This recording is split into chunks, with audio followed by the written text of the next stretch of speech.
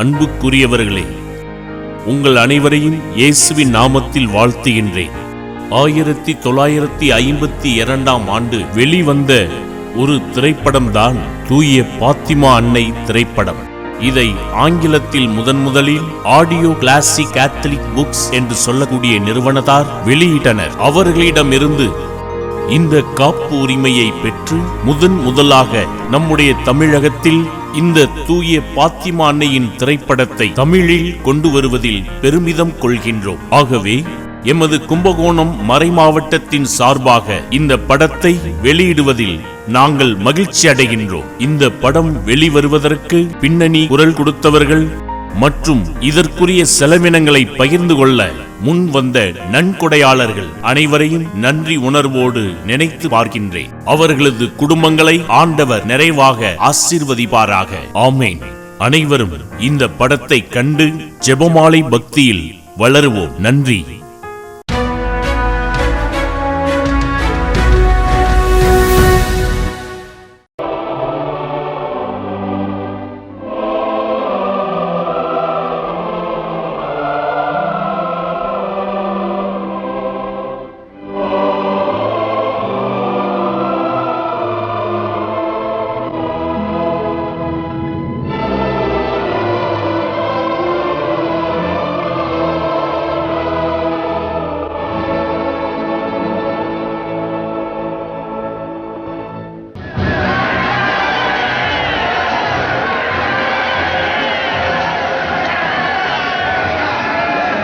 போர்த்துகீசிய குடிமக்களே, புரட்சிக்களம் காணும் வீரர்களே, வியாபாரிகளே, மன்னரின் பாதுகாப்பு அரணில் இருந்த பலர் சரணடைந்துள்ளனர். சிலர் கொல்லப்பட்டனர்.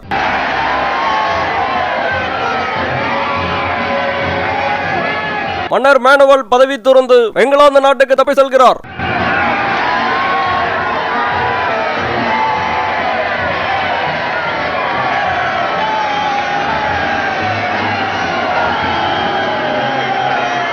மக்களாட்சி மலர்வதை நாங்கள் பெருமையுடன் அறிக்கையிடுகிறோம். கிபி 1910 ஆண்டில் போர்த்துகல் தேசத்தில் திடீர் கிளர்ச்சி ஒன்று மிக துரிதமாக செயல்பட்டது. ஆட்சியாளர்களை விரட்டியடித்து போலீஸ் அரசாங்கம் ஒன்றை அமைப்பதற்கு புரட்சியாளர்கள் முற்பட்டனர்.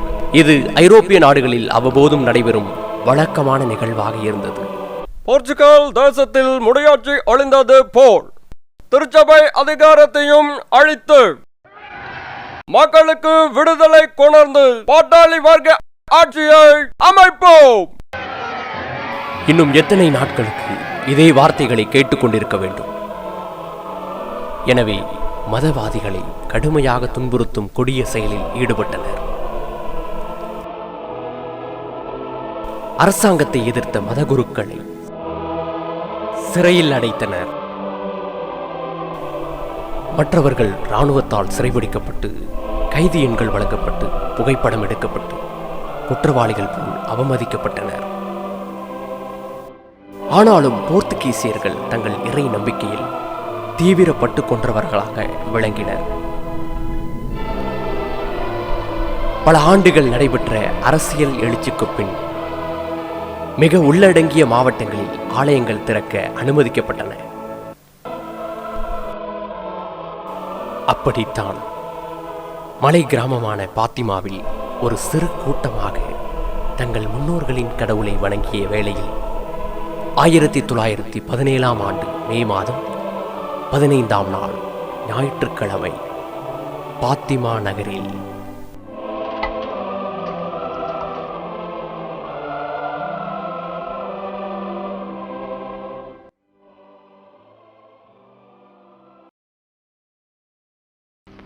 ஒரு பாட்டில் ஒயின் கொடுப்பா.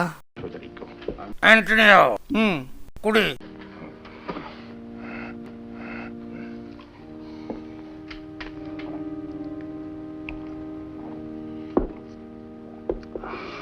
நான் ரொம்ப துயரத்தில் இருக்கேன். நீ உழைச்சி ஓடாயிட்டு வந்தனியோ. நீ கடுமையாக பாடுபட்ட போதும் உன் வயல்ல ஒன்றும் விளையில்லை. நீ ஒருத்தனை கொடிகாரனாக்க விரும்புற. நான் எவ்வளவு துயரத்தில் இருக்கேன்னு என் மனைவி தெரியாது. உன் துன்பம் நான் அறிவேன்.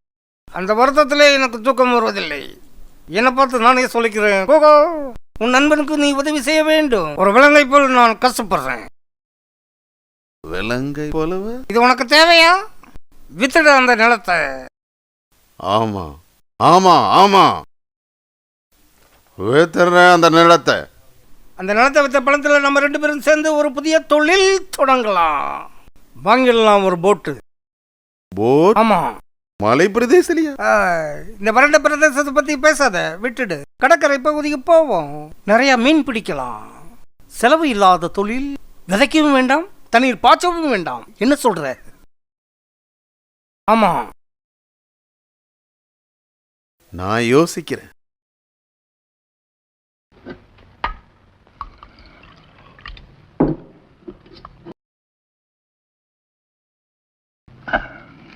எப்ப சொல்ற?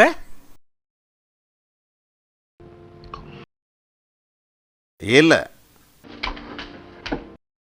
நல்லா யோசி.